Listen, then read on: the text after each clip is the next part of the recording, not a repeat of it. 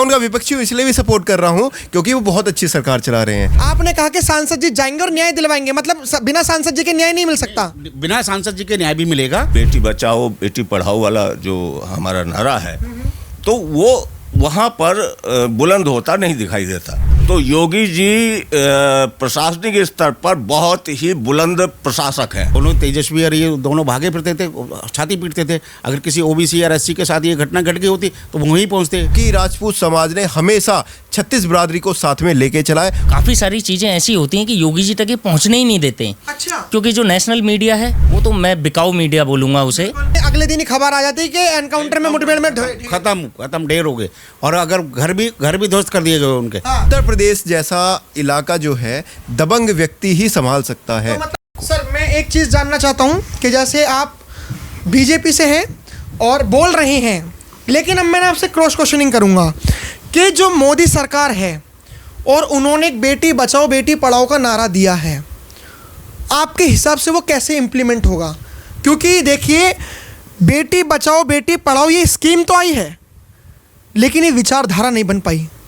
प्रशासन ने आपने प्रशासन देखिए उत्तर प्रदेश में विचारधारा है। उत्तर प्रदेश में कहीं भी बेटी सेफ्टी है, सुरक्षित है, कभी भी किसी भी समय निकल जाए रात में, कोई समस्या नहीं है पूरे उत्तर प्रदेश में। बिहार में अभी हमारा पूर्ण बहुमत नहीं है, हमारी सरकार पूरी तरीके से नहीं है। वहाँ अगर पूर्ण बहुमत से सरकार हमारी होती है, पूरी सरकार होती तो वहाँ पे भी ऐसा नहीं होता।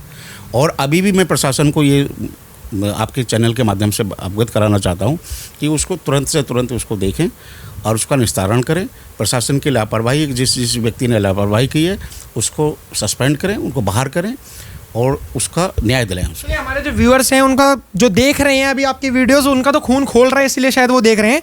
तो एक वो कहेंगे कमेंट में कि आपने सवाल क्यों नहीं करा, क्योंकि हम तो हैं जो वहाँ का सांसद है वो तो बीजेपी से है, तो वो क्यों नहीं कुछ बोल पा रहे हैं? अभी उनको सूचना पहुंची है, अभी वो देख रहे हैं, जांच, वो कह रहे हैं ना जांच चल रही है, प्रशासन जांच कर रहा है, देख रहा है, तो वो बोलेंगे, क्यों नहीं बोलेंगे? वो बोलेंगे, वो जाएंगे भी उनके यहाँ, वो जाएंगे भी और वो न्याय दिलाएंगे, जाएंगे। और उसके बाद वो अभी उनके भाई अभी जैसे अभी 4-6 दिन पहले की घटना है, वो सांसद है, अभी सत्र चल रहा था, वो यहाँ भी जीत है, अब यहाँ से वो पहुँचे होंगे, अभी पहुँचेंगे तो वो जाएंगे, उसे देखेंगे। सवाल के मान के चलिए कोई गरीब व्यक्ति है और अगर गरीब व्यक्ति न्याय के लिए खड़ा है तो आपके हिसाब से उस गरीब व्यक्ति को तब तक न्याय नहीं मिलेगा जब तक कोई सांसद उसके साथ आकर खड़ा ना हो जाए। आपने कहा कि सांसद जी जाएंगे और न्याय दिलवाएंगे, मतलब बिना सांसद जी के न्याय नहीं मिल सकता? बिना सांसद जी के न्याय भी मिलेगा, लेकिन समस्या यही है, मैं आपसे बताऊं, इसमें जो विपक्ष, जो दूसरी पार्टियां हैं, जैसे छाती पीट पीट कर जो शोर मचाती थी, भाई लोगों को पता जब ही चलेगा जब सोशल मीडिया पर जाएगा या छाती पीटेंगे लोग। अभी ना तो भीम आर्मी वाले जा रहे हैं, ना अखिलेश जी जा रहे हैं, ना लालू यादव जी के लड़कों को पता है।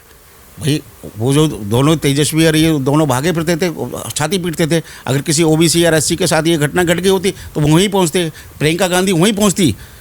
तो अभी जैसे अब सोशल मीडिया पे जागृत हुआ है, अब लोगों को पता लगा है, निश्चित रूप से न्याय मिलेगा। सर वजह तो वो भी नहीं रहे, जो राजपूत कम्युनिटी के लोगों ने संगठन बनाया, उस संगठन से बीजेपी से टिकट लिया और वो लड़े, जा तो वो भी नहीं रहे राजपूत कम्युनिटी से। उनको जाना चाहिए।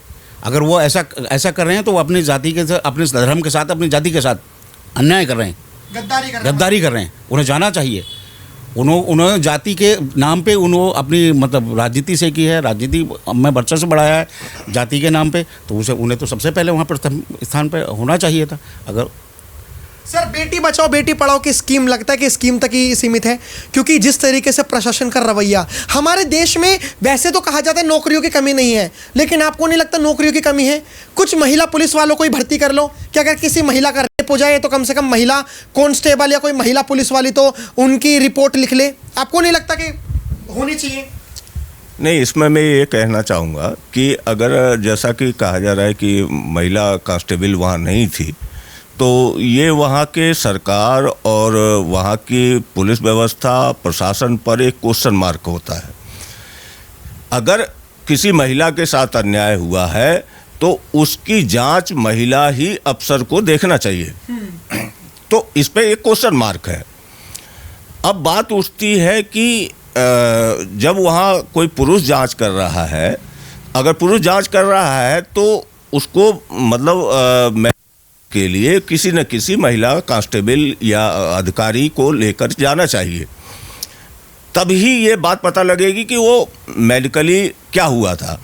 ये कह देना कि कूद करके उसने आत्महत्या कर ली, तो कूद करके आत्महत्या के कारण पीछे कारण क्या छिपा है, इसको जानने की जरूरत है प्रशासन को। बिल्कुल। और इसको ही वो छिपाने की कोशिश कर रहे हैं। बिल्कुल। तो इसी पर मेरा कहना है कि ये जो वहाँ पर आपने जैसे कहा कि बेटी बचाओ बेटी पढ़ाओ वाला जो हमारा नारा है, तो वो वहाँ पर बुलंद होता नहीं दिखाई देता। बिल्कुल।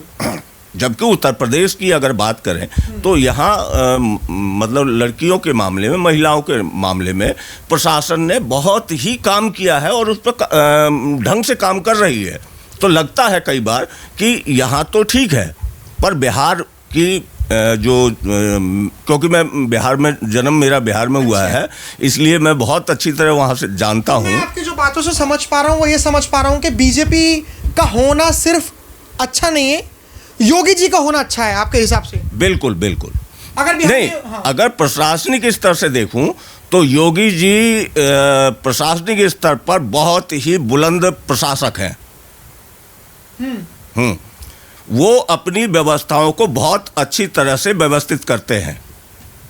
ये अंतर है बिहार की राजनीति और यहाँ की राजनीति में। उदाहरण के तौर पर अगर बिहार में सिर्फ बीजेपी की सरकार ना होकर योगी जी की भी सरकार होती, योगी जी की सरकार मतलब इससे नहीं है कि कैसे सवाल कर रहे हैं, योगी जी भी तो भाजपा से हैं, मेरा सवाल नेतृत्व से है कि अगर योगी जी की लीडरशिप होती तो क्या होता? वहाँ ऐसी घटना ही नहीं होती, ऐसा जघन्य अपराध ही नहीं होता, ऐसा जघन्य अपराध नहीं होता। अगर योगी जी वहाँ होते, अब तक बुलडोजर उनके घर पे चल गया होता। अगर ऐसा हुआ होता तो न्याय मिलता।